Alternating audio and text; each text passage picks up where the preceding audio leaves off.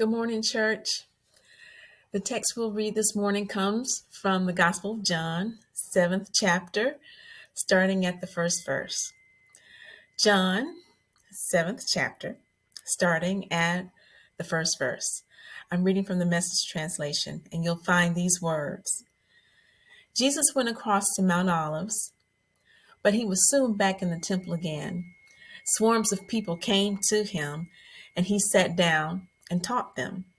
The religion scholars and Pharisees led in a woman who had been caught in the act of adultery. And they stood her in plain sight of everyone and said, Jesus, teacher, this woman was caught red-handed in the act of adultery. Moses in the law gives orders to stone such persons. What do you say? They were trying to trap him into saying something incriminating so they could bring charges against him. And Jesus bent down and wrote with his finger in the dirt. They kept at him, badgering him. He straightened up and said, the sinless one among you, go first. Throw the stone. Bending down again, he wrote some more in the dirt. Hearing that, they walked away, one after another, beginning with the oldest. The woman was left alone. Jesus stood up and spoke to her. Woman, where are they? Does no one condemn you? No one, Master. Neither do I, said Jesus. Go on your way. From now on, don't sin. This is the word of God for the people of God. Thanks be to God. The title of my sermon is Bring Her to Jesus by Any Means Necessary. Bring her to Jesus by any means necessary. Today, or yesterday, was International Women's Day, and it has now been over a century since the first International Women's Day was held in March 1911. I was perusing the website because I had never heard of it before, and I found on its webpage these words. Imagine a gender-equal world, a world free of bias, stereotypes, and discrimination, a world that's diverse, equitable, and inclusive, a world where difference is valued and celebrated. Together, we can forge women's equality. Collectively, we all can, hashtag, inspire inclusion. It seems that there are those celebrating International Women's Day, but there are also women who were using their presence and raising their voices during marches and protests. The difference between women who were taking pictures with their friends and making heart shapes with their hands compared to those who took it to the streets, wielding megaphones and raising their fists in protest of the dial back on women's rights to their bodies, demanding equal pay and fairer sentencing for sex crimes, resisting gender apartheid in more than 20 countries around the world. With all of the protests and picture taking, I found that it falls short of identifying the intersectionalities of Black women. Because to envision a world free of bias, stereotypes, and discrimination, and a world that's diverse, equitable, and inclusive means that Black women have to be seen. The tridimensional being of our Blackness, our gender, and our class has transformed and informed the lives of Black women since our ancestors' feet hit these shores. The theme for International Women's Day 2024 is hashtag inspire inclusion, and a few chosen Black women who are famous and have become a household name were recognized for their accomplishments.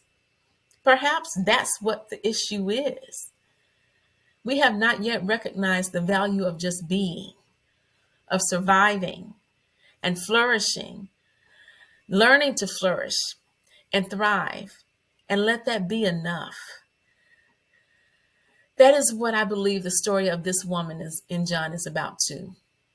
This text is about a woman who is not seen, but she's objectified and suffered dehumanization and trauma at the hands of men, which include those in the temple, the scribes, and the Pharisees. But Jesus helps her.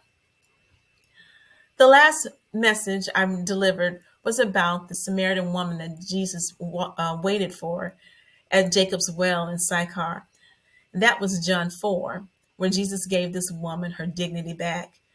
This time in John 8, it seems like a different scenario, and it is to a certain degree, but Jesus waited for this woman too. She didn't know what was about to happen to her, but Jesus waited for her. Let's look at the text. It's early in the morning, like at the break of day, when Jesus is in the synagogue, and a crowd of men are already there listening to him teach because they are in the middle of a Jewish feast. But while Jesus is teaching in the synagogue, the scribes and Pharisees are across town because they have made arrangements not with the woman, but with her lover to use her as bait to try to trap Jesus. They wanted to trick Jesus so that they could trump up charges against him to get him arrested at least, even though their desire was to kill him. So now they got word that she was having an affair with a man, or that the man was having an affair with her. The Bible doesn't say which of the two or if both of them were married, but the scriptures record the Pharisees accusing her of adultery. Also, the scriptures say that she must be stoned because a double standard in ancient Israelite society made the woman the primary offender in adulterous acts. Somehow, the scribes and the Pharisees found out that the two were having an affair and devised a plan to use their rendezvous as a way to trap Jesus. So the scribes and the Pharisees snuck up on her, did a no-knock warrant, a drive-by, and snatched her out of the bed. It's early morning. Can you imagine the disbelief that she's feeling? She's disoriented, not sure what's going on. How is this happening? Or why this is happening to her at 5 o'clock in the morning? How did they know she would be there? And why was any of her business their business? Why are they here? And why did they come for her? I don't know if her lover sold her for 30 pieces of silver, but I'm sure that she felt betrayed, just like Jesus would too in a few weeks. I can imagine the horror on her face as there's an uproar in the house, and the next thing she knows is the covers are yanked off and she is pulled out of the bed, looking in the eyes of the man that she trusted for whatever reason. She found herself in his arms. The look of horror, feeling the shame and powerlessness, feeling the guilt and out of control, feeling enraged and downcast, feeling abandoned and betrayed, but because it is evident they came for her, not him. The tears, the screams, the weeping as she realizes what is happening, the pleading, half naked, if she has any clothes on at all. She's arrested by the Pharisees, who, by the way, have no interest in her. But they need her so they can frame Jesus. The Pharisees don't care about the trauma they have caused because it's only collateral damage to them. This is the cost of what needs to be done to frame Jesus.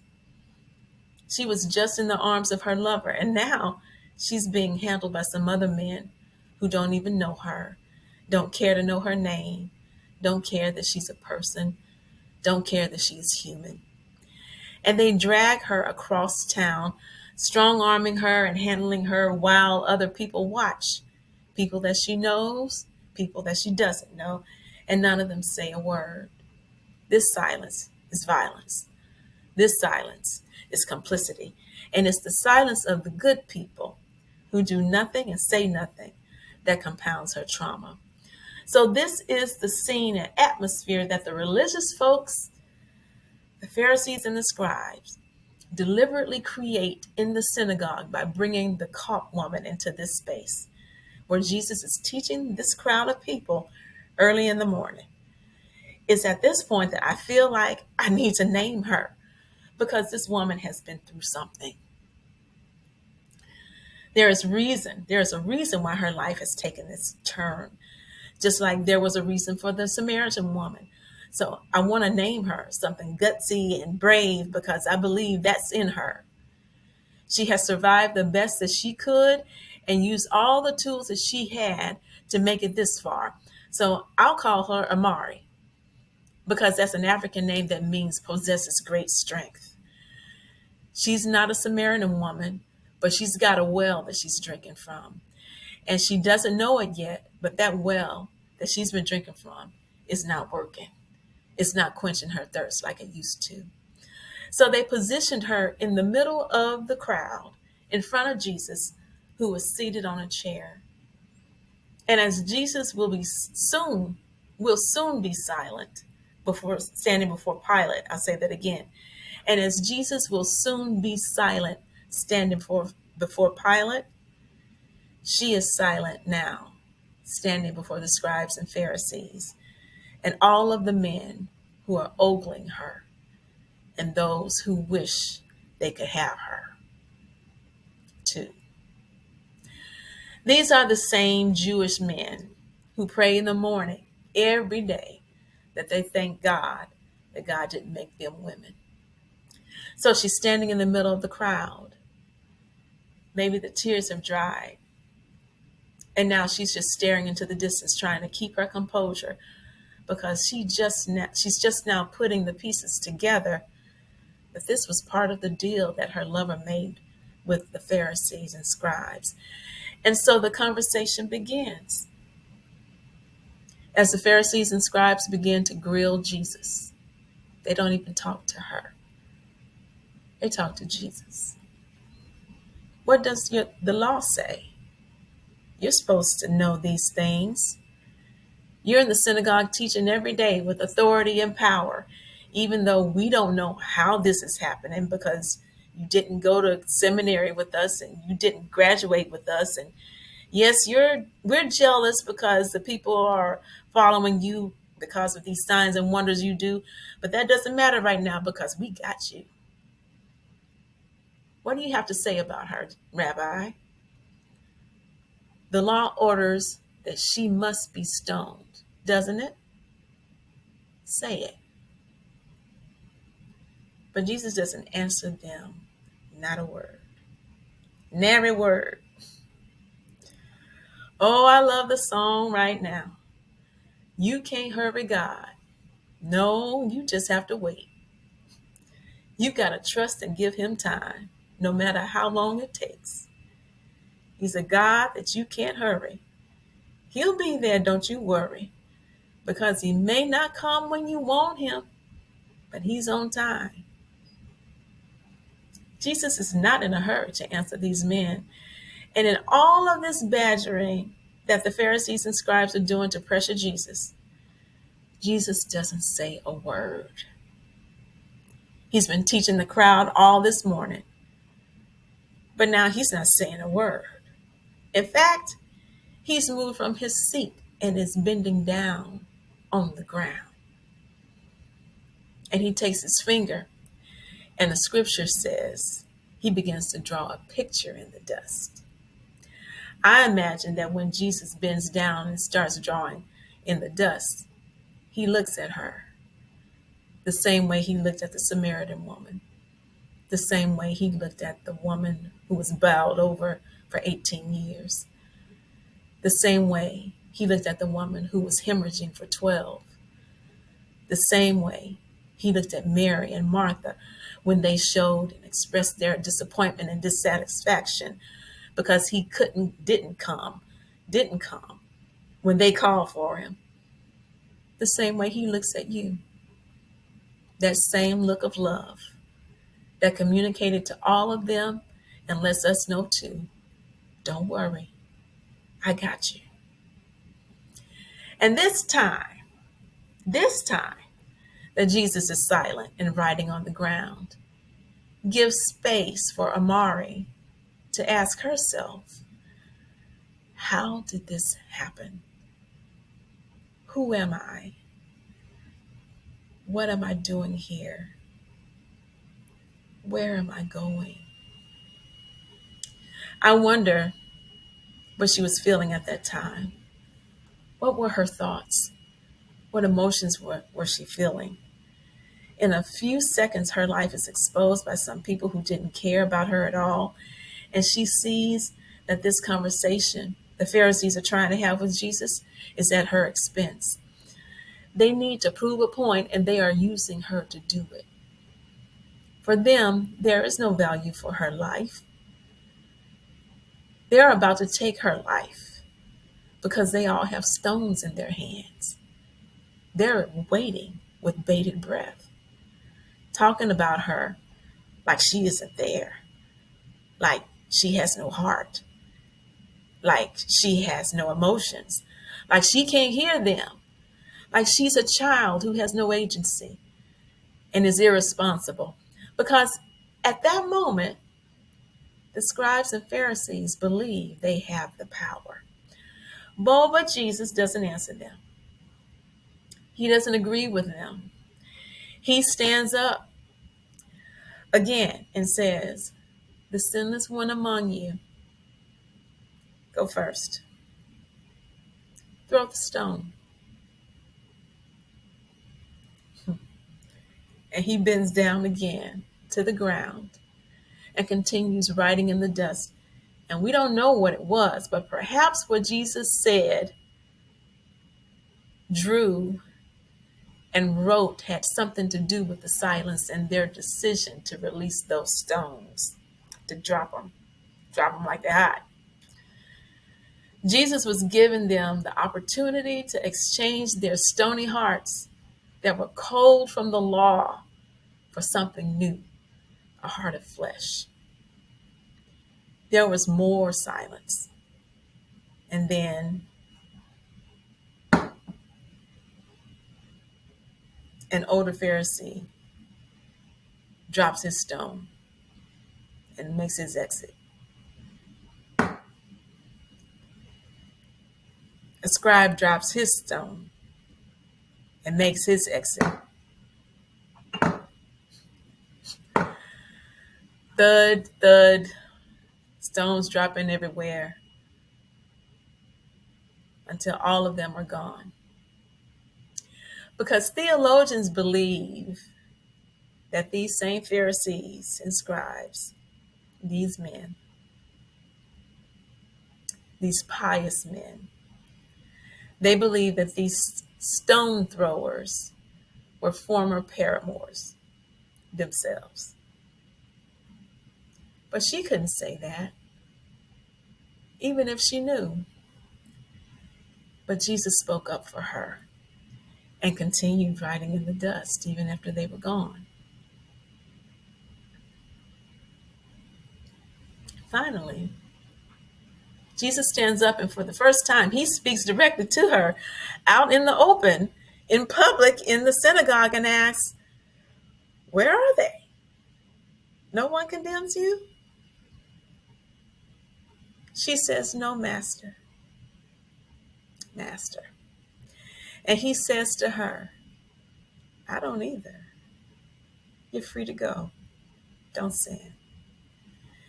In this last part of the story, he gives her her dignity and humanity back. And he also tells her with don't sin, she has power to make choices and how she can move forward in her life now. She can sing things I used to do, I don't do no more. She can make decisions about how she wants to live. She's no more the caught woman, but a liberated woman. She's empowered because Jesus has set her free. We are not unlike Amari, Even the biblical interpretations of this story today, when they're preached today, view her as the embodiment of evil, while Jesus is seen as the good. How many of us have heard narratives, a perpetual tape in our minds, telling us what we can't do or what we can't aspire to or who we can't be or where we can't go? As I minister to you, I minister to myself too. And those words, those curses, make you feel like something is wrong with you, or you'll never be able to fill in the blank, or you'll never have fill in the blank because you fill in the blank. What we see in the text is that in Amari's embarrassment, her shame, her guilt, her abandonment, her rejection, the objectification, and the trauma, Jesus went down low to the ground. I think that's symbolic because no matter how low we think we are, Jesus is there. The psalmist writes in Psalm 23, "Yea, though I walk through the valley of the shadow of death, I will fear no evil, because thou art with me. Thy rod and thy staff, they comfort me. Thou preparest a table before me in the presence of mine enemies." That's exactly what happened for Amari. "Thou anointest my head with oil, my cup runneth over. Surely goodness and mercy shall follow me all the days of my life, and I will dwell in the house of the Lord forever." So the Pharisees and scribes thought they had targeted Amari so they could frame Jesus. But what they did not know, because all things work together for good, was that they were bringing Amari and her problem to Jesus. That's exactly what they did. And Jesus can work with that by any means necessary. Whatever your problem may be, Jesus is waiting in places where you don't expect him to be. He's expecting he's expecting you. He's waiting for us to come. In those places where we are sure he won't be, in those places where we don't want him to be, oh, but the Lord will meet you in that place. He'll ride the waves with you and through that storm, because God promised to never leave us. Never, no, never to leave us alone. This is the God that we serve. So let's praise and thank God for God's goodness and mercy towards us. Oh, taste and see that the Lord is good. Bless the Lord, oh my soul, and all that's within me. Bless his holy name.